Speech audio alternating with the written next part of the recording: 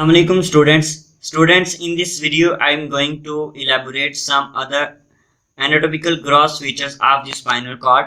In the last two videos of the spinal cord, I have discussed about the length or extension of the spinal cord with the conus medullaris, the enlargements of the spinal cord,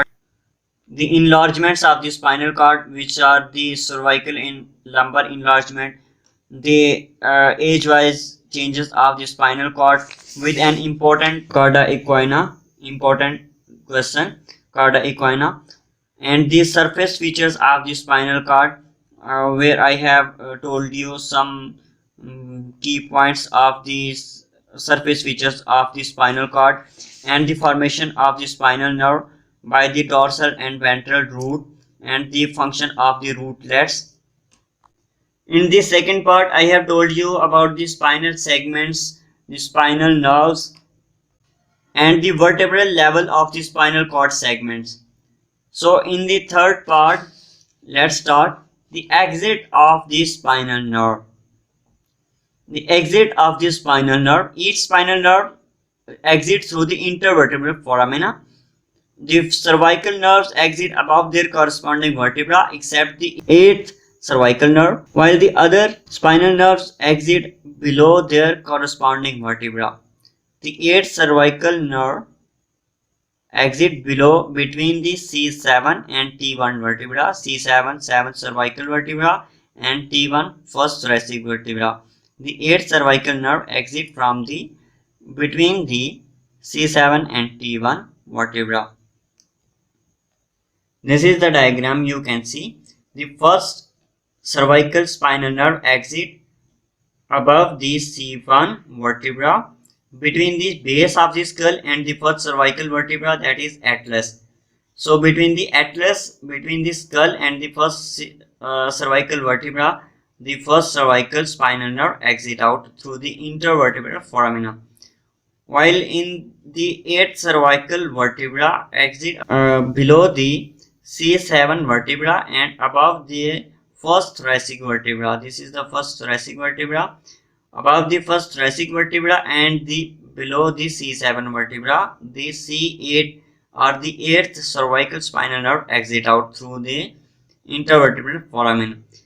This is because there are only 7 cervical vertebra, so that's why the 8th cervical spinal nerve exit below the C7 vertebra.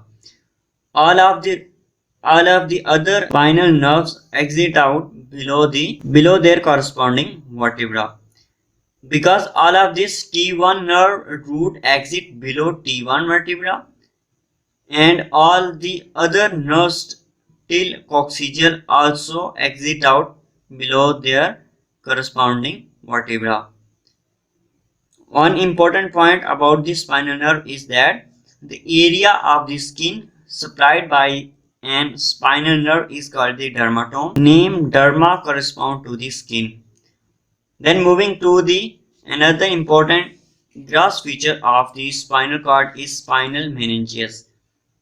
The coverings of the spinal cord is called spinal meninges. There are 3 layers from the outside to the inside: dura mater, arachnoid mater, and pia mater.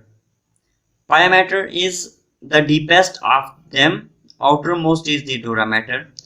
Spinal cord meninges provide protection and cushion-like effects to the spinal cord against trauma. There are also a few spaces lying in the relation to the meninges. In the diagram, you can see anteriorly the body of the vertebra, and this represents the spinal cord.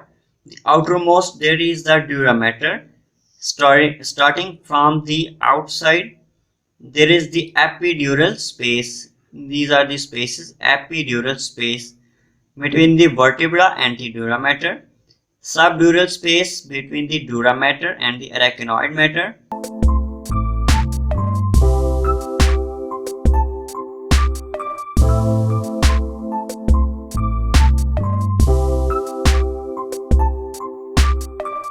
So the space between the arachnoid mater and the pia mater is the subarachnoid space. This contains the cerebrospinal fluid. Its importance is that it contains the cerebrospinal fluid. Between the ventral and the dorsal roots of the spinal nerve, at the lateral side of the spinal cord, there is a triangular thickening and extension of the pia mater. These are called the denticulate ligaments, as they resemble with the tooth shape. The denticulate ligament anchor the spinal cord laterally between the conus medullaris and the phylum terminally. The subarachnoid space is wider. This wider space is called the lumbar cistern. This sac-like structure, lumbar. The importance of this lumbar cistern is that the lumbar puncture. In this procedure, cerebrospinal fluid is drawn out by inserting the needle in the subarachnoid space.